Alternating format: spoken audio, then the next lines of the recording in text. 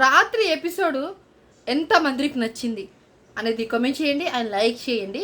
Minimum నేను ఈ వీడియోకి ఒక 100 లైక్స్ ఎక్స్పెక్ట్ చేస్తున్నాను.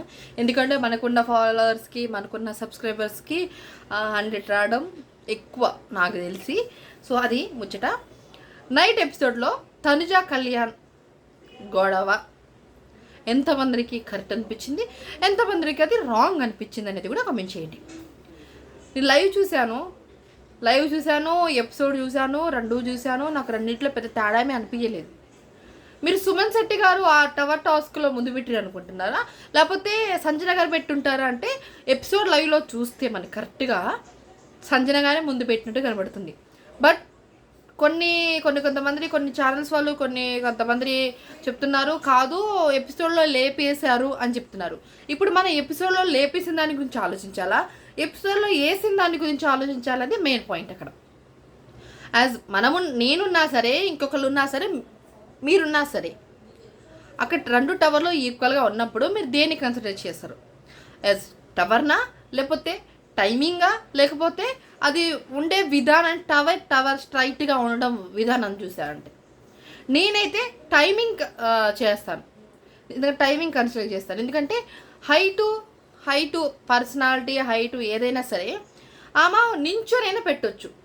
ఓకే, ఈయన దూకి పెట్టాల్సి వచ్చింది. అది పాయింట్. ఆయన హార్డ్ వర్క్కి నేను టైమింగే కన్సిడర్ చేస్తాను. అది మనం ఎవరైనా చేయొచ్చు. అది ఏ సంచాలకైనా టైమింగ్ కన్సిడర్ చేయొచ్చు. ఎందుకంటే బోత్ ఆర్ నాట్ ఈక్వల్ కదా. సరే టవర్స్ ఏమున్నా సరే టైమింగ్ రాంగ్ కదా.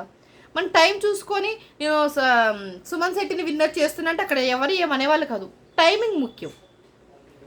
చాలామంది టైమర్ కన్సిడర్ చేసుకుంటారా, టవర్ ఎలా ఉందో అది చూసుకుంటే చల్లదు, ఎక్కడ ఉన్న ప్రపంచం ఏ సంచాలకు పెట్టినా సరే అదే చూస్తారంటే మరి అక్కడ ఆడే విధానాన్ని, హైటు, పర్సనాలిటీ, వెయిట్ అవన్నీ చూసుకుంటే మనం టైమింగే కన్సిడర్ చేయాలి. ఎందుకంటే అవతల హార్డ్ వర్క్ కూడా మనం చూడాలి కదా.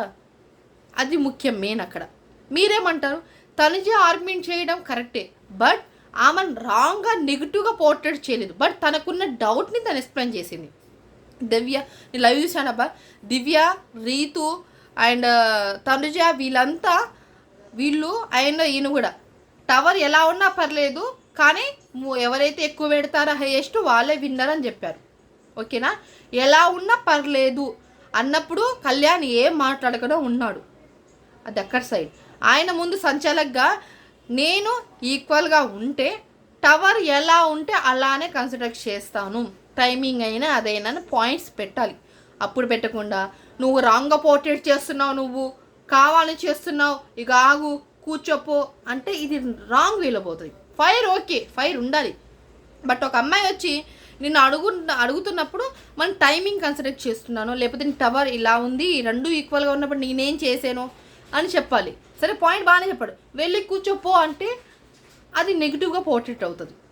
అక్కడ బాగానే ఉంటుంది. జనాలు ఒక్కొక్కరికి ఒకలాగా విధంగా అవుతుంది. ఇప్పుడు ఒక రివ్యూస్ ఏంటంటే ఏమైంది గట్టిగానే మాట్లాడే కదా, ఇదే ఫైర్ కదా కావాల్సింది మనం అనుకుంటాం. బట్ మామూలుగా మన ఎపిసోడ్ చూసే వాళ్ళు ఏమంటారంటే ఆయన అమ్మాయిని పట్టుకొని పోయి కూర్చోపోయి అంటే అది ఎక్కడ లాజిక్, అసలు అలా ఎలా అంటారు అమ్మాయిని పట్టుకొని అంటారు. బట్ కొంతమంది దాంట్లో అది నెగిటివ్గా పోర్ట్రేట్ అవుతుంది, మరి కొంతమంది దాంట్లో అది పాజిటివ్గా అవుతుంది. బిగ్ బాస్ లవర్స్కి అయితే అది ఓకే, ఫైర్ ఉంది, బాగుంది, ఆ పిల్లోడు మంచి మళ్ళీ బ్యాక్ అయ్యాడు అనుకుంటాం.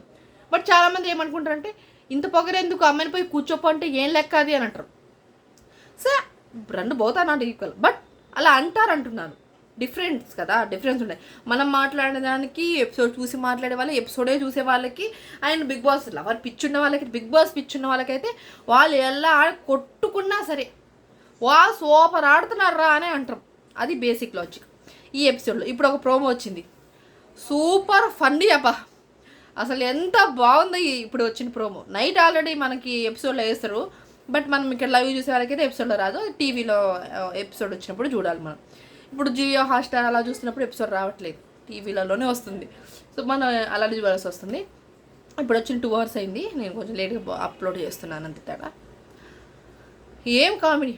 చిరునవ్వు అన్నప్పుడు చిరంజీవి గారి స్టెప్ వేయాలి. ఒక్కొక్కరికి ఒక స్టెప్ ఇచ్చారు. ఒకరికి హుక్ స్టెప్, ఒకళ్ళేమో కూలీ దాంట్లో ఒక స్టెప్, ఒకరికేమో వీణా స్టెప్ ఇచ్చిర్రు.